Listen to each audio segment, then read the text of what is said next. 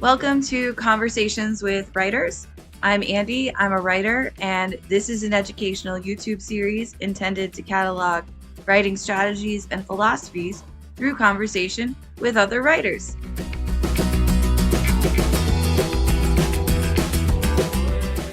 Amanda Minchin is an award-winning screenwriter, novelist, and all-around content creator, with top nods from the Austin Film Festival, Stowe Story Labs, We Screenplay TV Lab, Georgia Shorts Film Festival, Madwife Top 100, Scripts, and Coverfly. A bona fide library enthusiast, she moonlights as an obscure history, TV, and film writer, as well as a script reader for top screenwriting contests like the Austin Film Festival. This past summer, a selection from her short play Writer's Block, A Horror Story, premiered at her hometown theater. And this is my conversation with Amanda.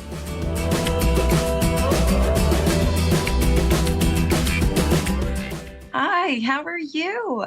I'm good. So what are you working on now? And what motivated the project or projects? Good question. I just finished up reading for Austin Film Festival, so I'm really looking forward to writing.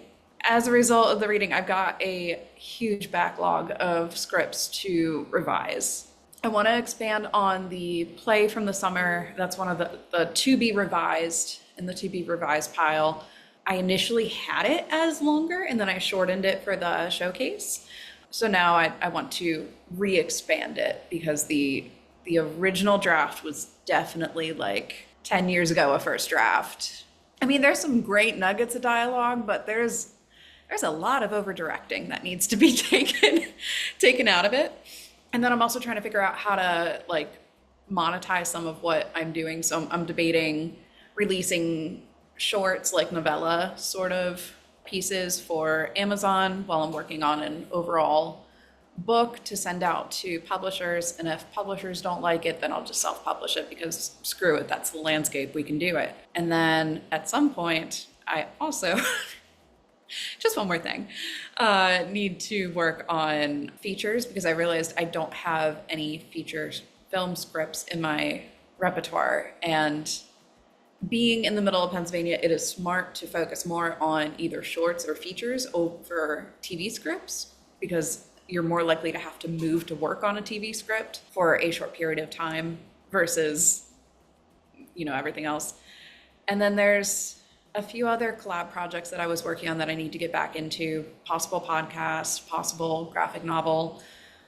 And none of that includes a day job right now. I do have a part-time job at the university, but we'll be moving out of area. So my other part-time day job is writing articles. So I will be doing that. And I'm trying to use it as like a way to make IP for some of what I'm writing.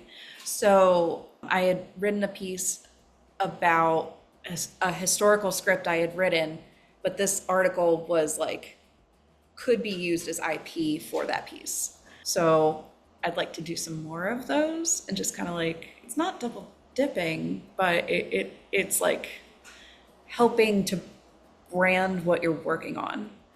So these are all lofty things that just need to happen at some point, and they will, and maybe just not in the time frame that I would love them to all be done yesterday. My motivation, I have always had ideas in my head or that I'll come up with, and I just need to get them out so I can focus on everyday life. As well as like, I get kind of righteous centered when it comes to hearing about an idea that hasn't been done yet. So if I'm like, man, I haven't seen this, why has this not been done? Take up my mantle and try to get it done. So I'm very motivated to do all of these things. There's just life is such a short period of time, and I want to take advantage of getting all these stories out there while I can. I can't wait to see all of these projects or read them. Right? Just a few. That was one of the best parts about the play being produced. Like, A, you can say you had a play produced, but B, actually seeing it, like the number of times I've written something and I actually had someone else besides a competition read it, see it, play with it, that is, it's invaluable. It's very different to see your characters performed in front of you instead of just Yes. living in your head. It's Yes. amazing sort of surreal experience. Yeah. Because you're definitely, and we kind of talked about this, you're almost like translating from the picture in your head to the page that is then being done by another person. It's like playing telephone. Even if someone does something in a way that I'm like, oh, that's not how it was intended, I can be like, oh, well, that's how they interpreted it. That's interesting. Why was that interpreted that way? Is there a way that I can make that more obvious in what I wrote? Or is that the way that the character should be? And I'm just not realizing it. What have you learned about yourself through writing? Imposter syndrome is 100% a thing. It is so different from a day job, but at the same time, you need to treat it like a day job if you want to be serious about it. So you see all the media out there that's like, I should be having tumblers of whiskey on the daily and going out in on walks and to a isolated town or something. And don't get me wrong, I would love to have a little cabin where I can just do my thing. But that's not the reality. The reality is I'll be typing for 20 minutes and then someone unnamed will start barking and I will lose my concentration. So it is one of the most disciplined things I've ever had to try to do.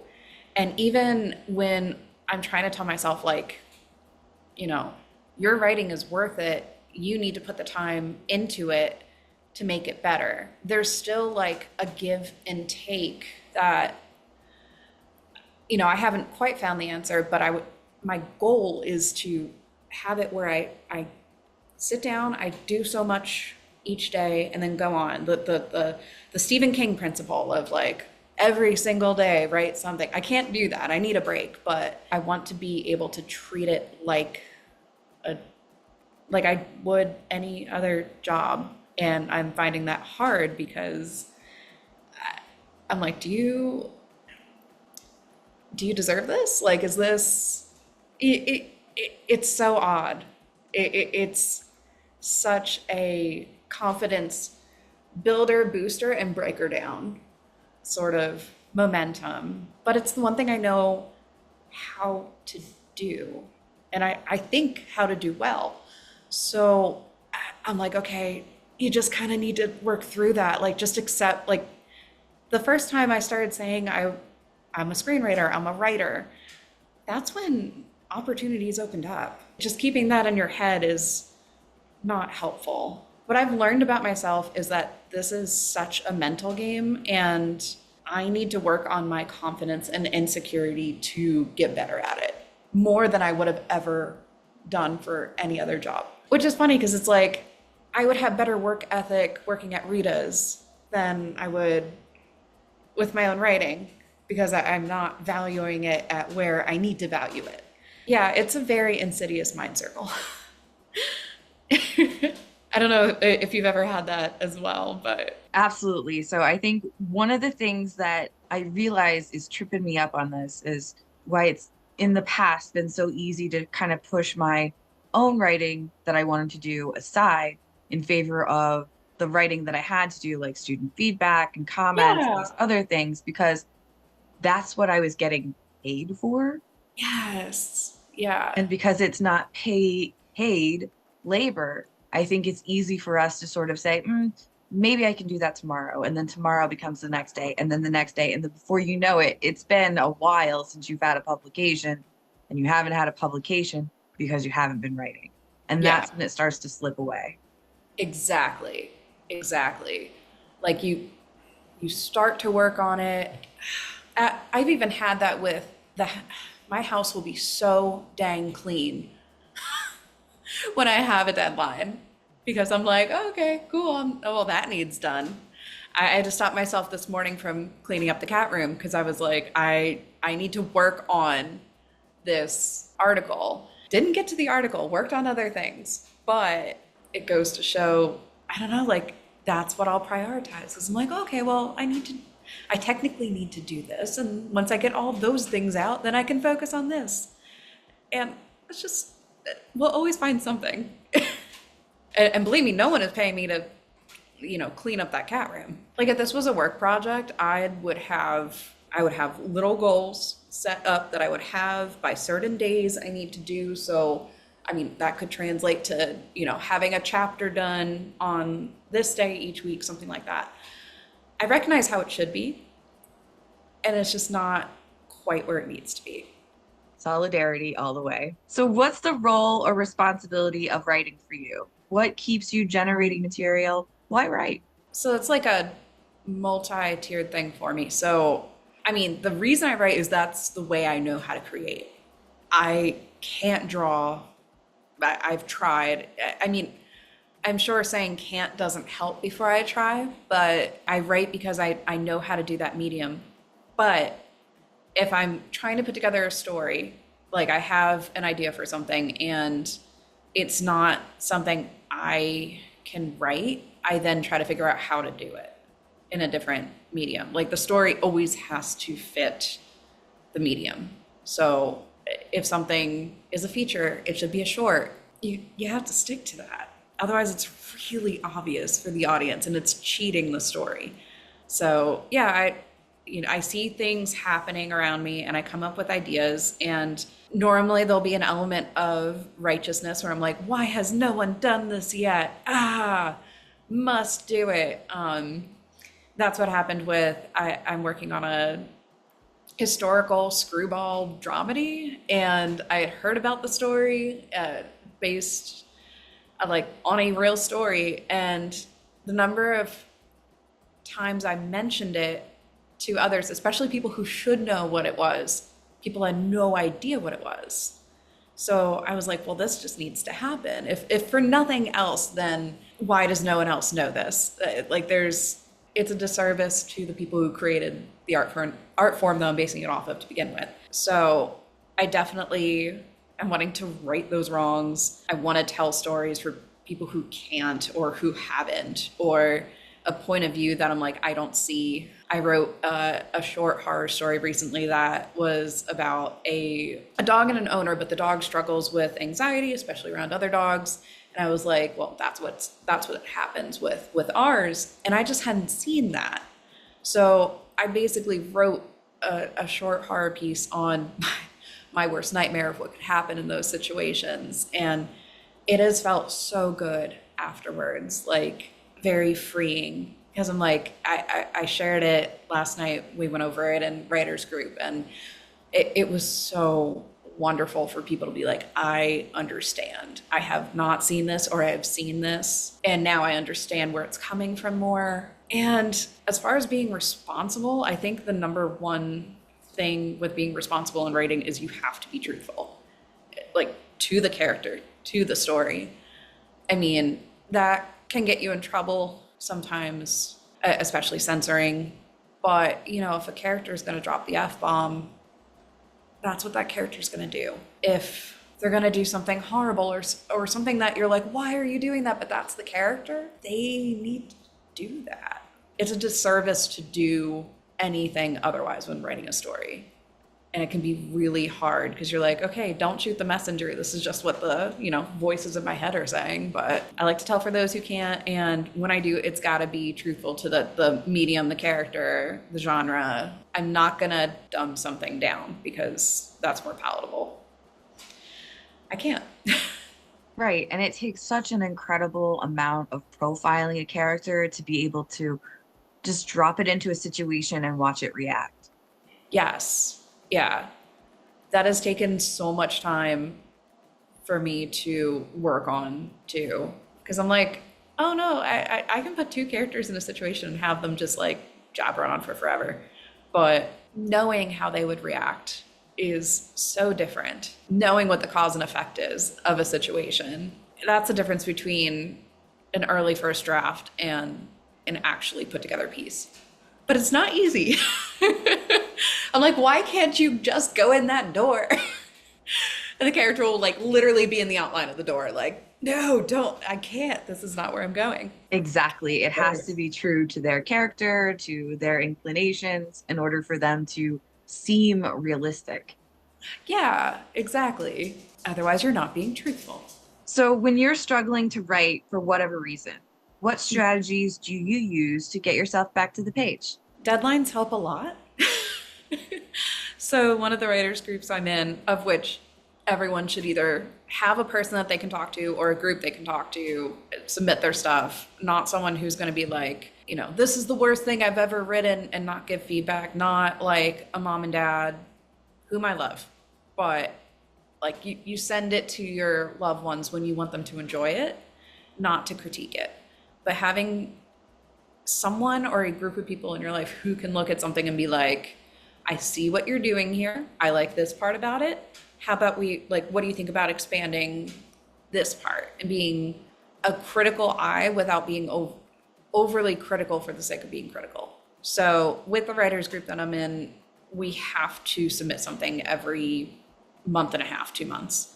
So, I always have to have something. So, it might be an outline, it might be like literally a page, but it has to be something. And they keep me more on the ball with getting stuff done than I have. I also, if I'm like really can't get going in a day, I have to make myself comfy. So if that means I'm writing in bed, I'm writing in bed. If that means it's on an armchair, which is the worst for posture and it'll hurt me in the long run, I'll do that. One thing that I struggle with is I have a condition where sometimes it'll make it so it's really, really hard to get going, like get up and going.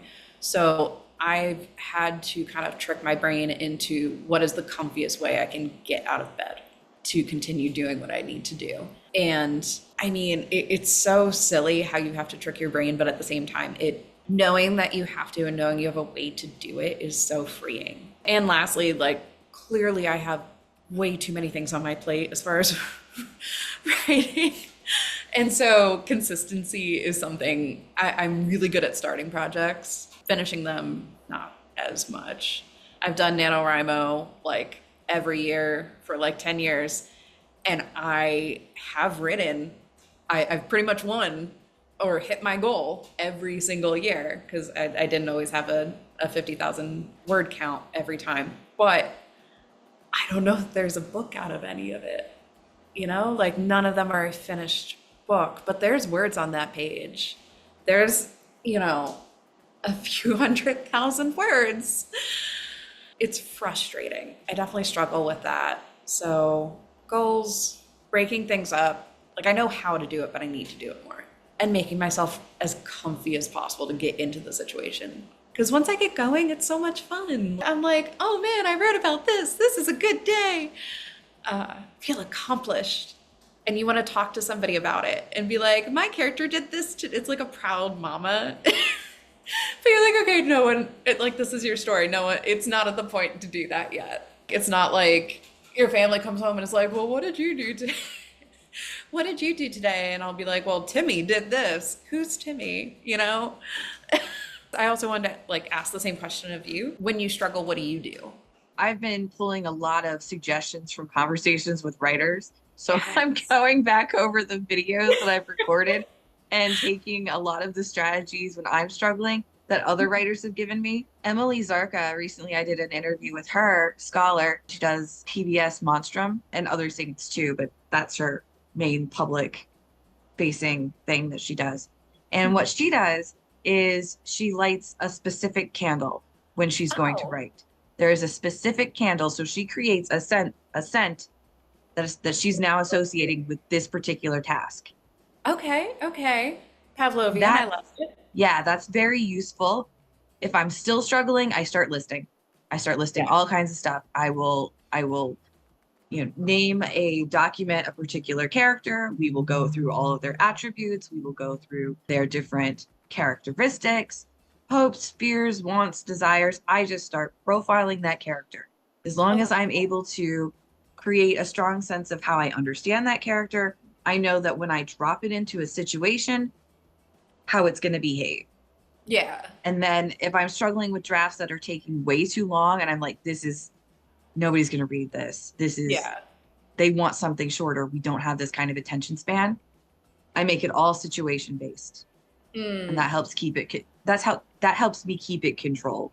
Is yeah. if I just make everything, this is one situation I want to walk this character through.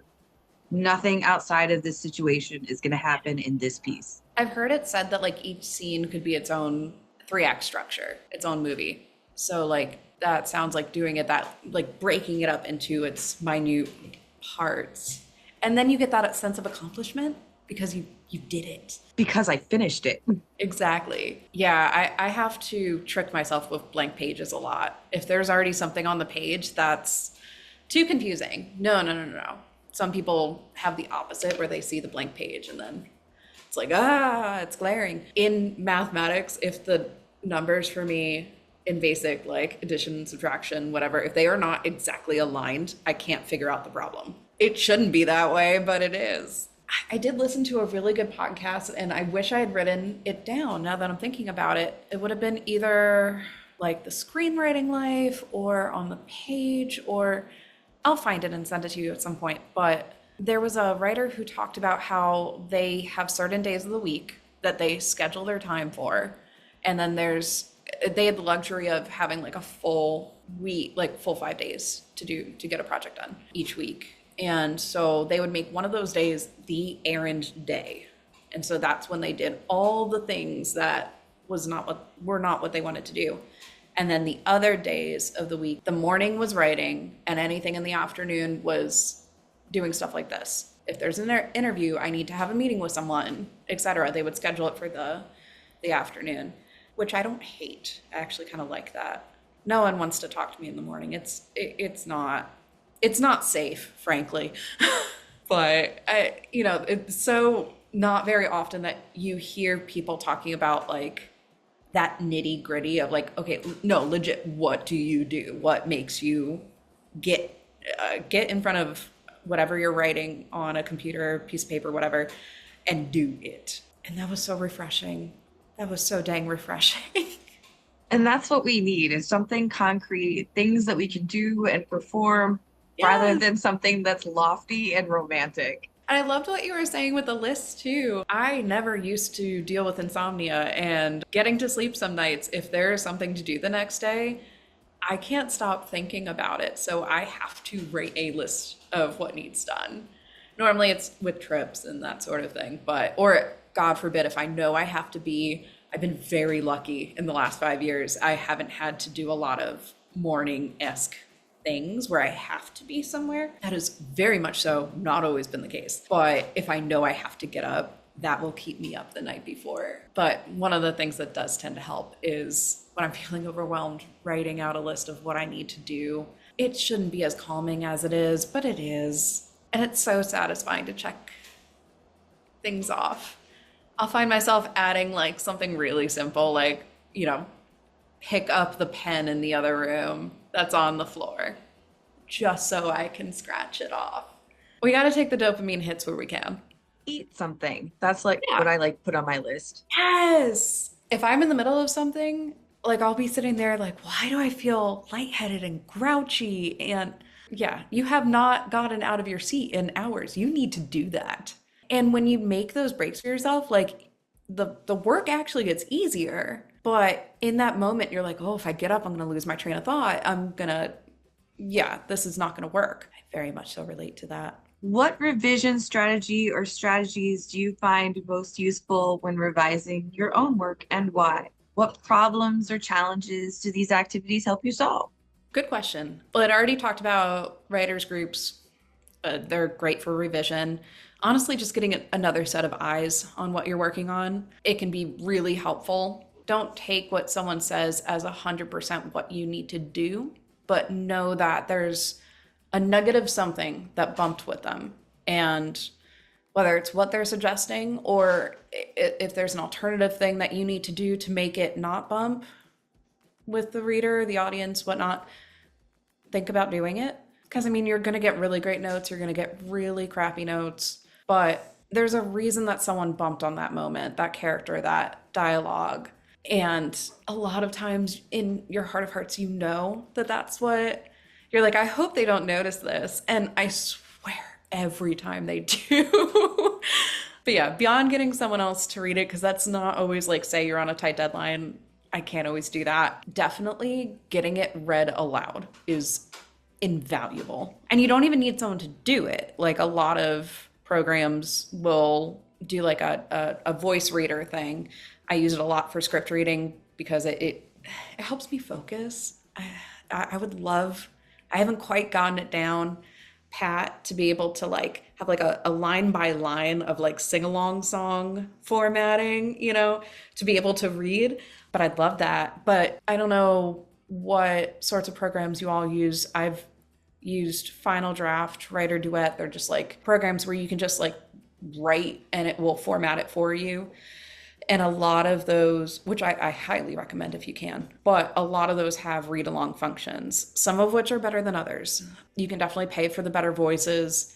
If you can get past that, you don't have to pay for it. They've gotten better over time. Writer Duet is what I use the most now because it's, you can just pick it up pretty much anywhere and it's online based. So I could just pull up my tablet while I'm getting coffee and like put something in and it translates really easily. But their voiceover, their voice reading function was not great for a while. You had to like after every line click to get to the next line of, action, dialogue, whatever. So it would kind of ruin that flow that you're looking to hear on the page, but they've gotten a lot better and I don't have to do that anymore. So good job, Writer Duet. The other thing I'd recommend is if you can stick with it, dividing things into different passes, doing a dialogue pass, doing an action line pass, a parenthetical pass, a tone pass, genre pass. There's grammar and all that fun stuff. I mean, definitely spell check's gonna catch some things, AI stuff is gonna catch some things, but it's not perfect. So having that read aloud helps catch those items. I would love to say that I do those passes all separately. I don't. I start and I'm like, oh yeah, I'm just gonna look at dialogue. And then like 2 minutes in, I'm like, nope, gotta fix that. Like I have a really hard time looking over something for a final pass without making a revision to it. And that has led to some interesting submissions because I'm like, I can't, I'll change everything. I'll be like, we need to add a new character. Bam. Maybe that'll get better with time. So yeah, if you can get someone else to look at it, if you can get a read aloud either electronically or if you're able to get a bunch of people to do like an actual table read, that's awesome. Or to perform it, the best. And if you can divide stuff into different passes, I would do it. I definitely do those passes. They're just all together, which is not healthy. So one of the things that a lot of people actually suggest is to, like you said, get a group together. Yes. To basically workshop this. And that's great when you have grad school. That's a sort of built-in function. But once you leave grad school, how do you find that community? That's so hard too. That was one of my pet peeves, especially when I first graduated and was first starting to write. I'm like, I need to reach out to people like to get this. So NaNoWriMo used to be really good for that. They've kind of tanked recently with that. I started joining different podcast groups and that were about the subject I was looking for. And a lot of times it would be like a Facebook group or something, and someone would be like, I'm starting a new writers group. Ta-da! And I'd be like, yeah, okay, gonna do that. The writers group where I have to submit every so often was from a monthly screenwriting roundtable. Like people would come in and meet and just chat about work, life, nothing. And then somebody was randomly like, hey, I have this group. Anyone want to join? That's where I got my reading opportunities too, was from that, like suggestions that came from those groups through Slack. And I was like, okay, I'll apply and we'll see what happens. And maybe I'll get paid. Maybe I'll get a free pass to a festival. You don't know until you join them, but it's so hard.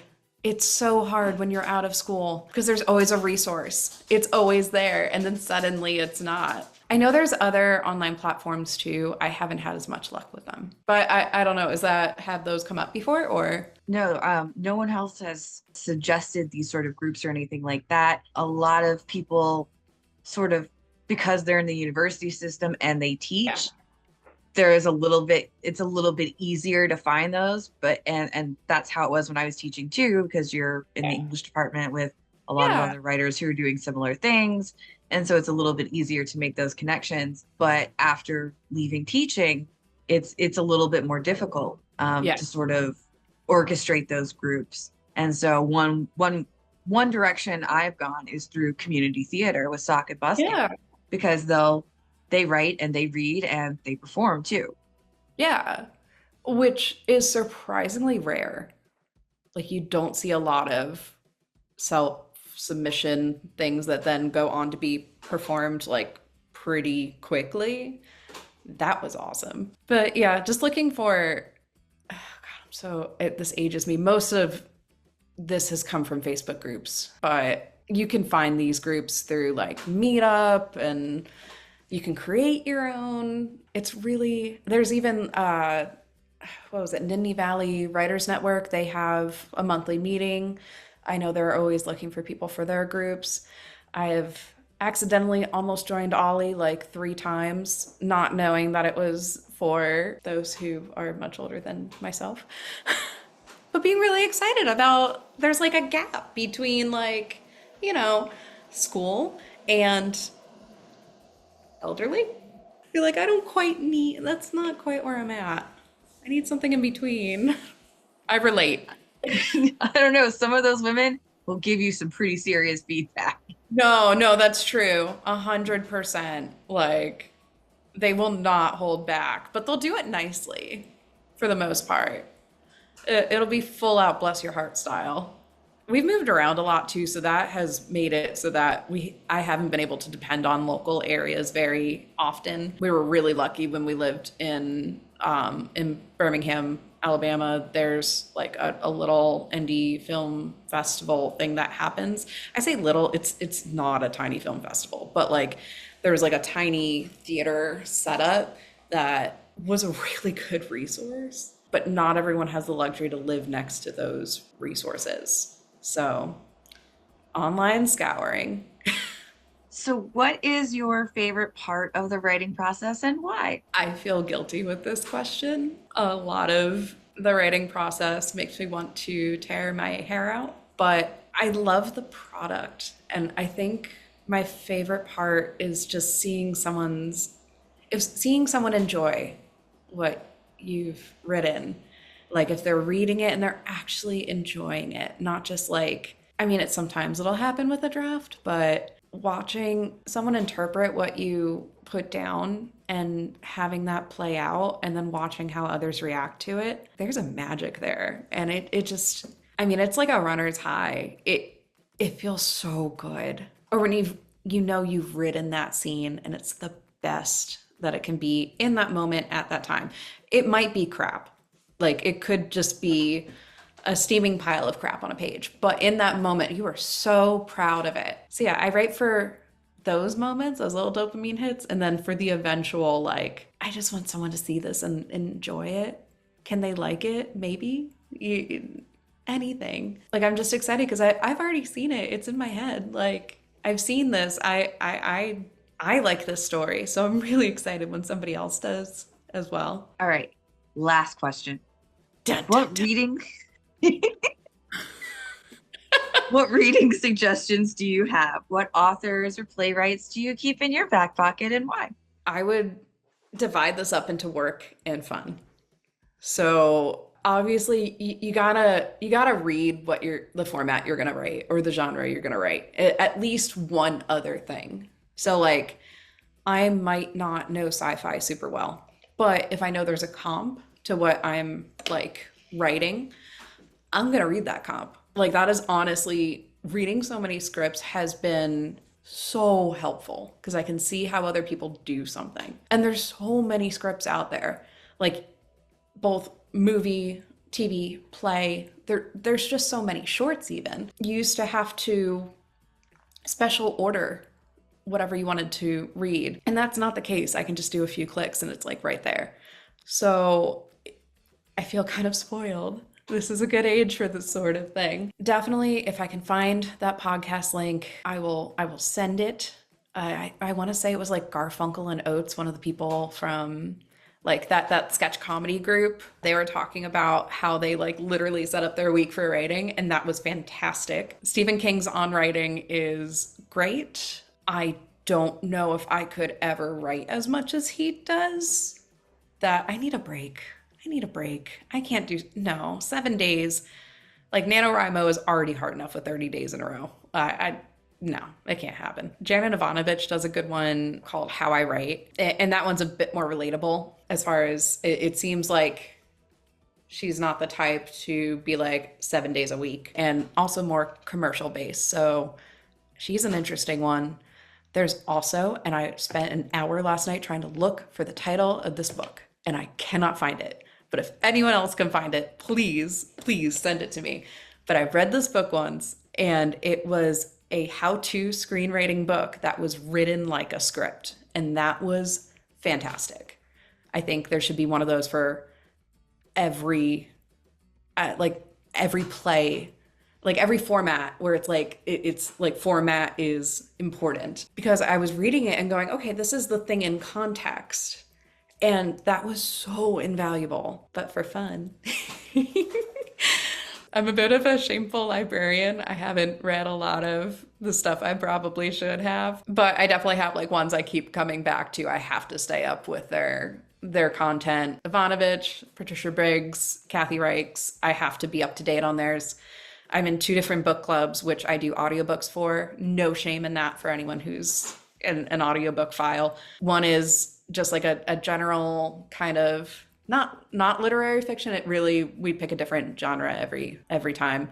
And the other is a true crime book club because I have a true crime problem. So, but I've come up with story ideas that way. So it's fine. For fun, I always have to have something to read. Like it's like if I don't, I panic. So I love genre mashes. My Libby is absolutely crazy right now. Love genre mashes. If anything, like punchy characters, titles, which is super obvious in what I'm reading. Grady Hendrix is fun. I'm reading his Southern Book Club's Guide to Slaying Vampires, which is being made into a TV show. Hopefully, we'll see. Yeah, I'd watch the crap out of that. Butcher and Blackbird I just picked up last night. I just finished Everyone on This Train is a Suspect, which is written in a very self-aware way. It's very interesting. Four Aunties and a Wedding, that series is beautiful. And Night Bitch, which is also coming out, apparently. I did not pick it up with that intention, but if it's got a punchy title, I'm such a sucker for it. Or a good cover. I mean, we'll see what the interior looks like. I might put down Butcher and Blackbird for that reason, but it has a really cool concept and title. But so far I'm like, maybe it'll spice up later. It's very to the point. A love affair between 2 serial killers of serial killers, as one does. But it's also like, so far it's written as a very like straight up romance. So I'm like, okay, let's see where this goes. It's just serial killing, I'm thinking. Right? Probably. I mean, it does start with that. Yeah, I've got Assistant to the Villain coming up. Like so many things that are on hold that I'm just like trying to filter in. There's too many to read on my shelf right now, and it's fine. I'll never get through them all, but that doesn't even include the ones I own. I have a book problem. Many of us do. Well, thank you so much for those reading suggestions. I can't wait to check them all out and the listening suggestions. I learned so much, and thanks for making time for me. Absolutely. Anytime. Would love to work on something together sometime.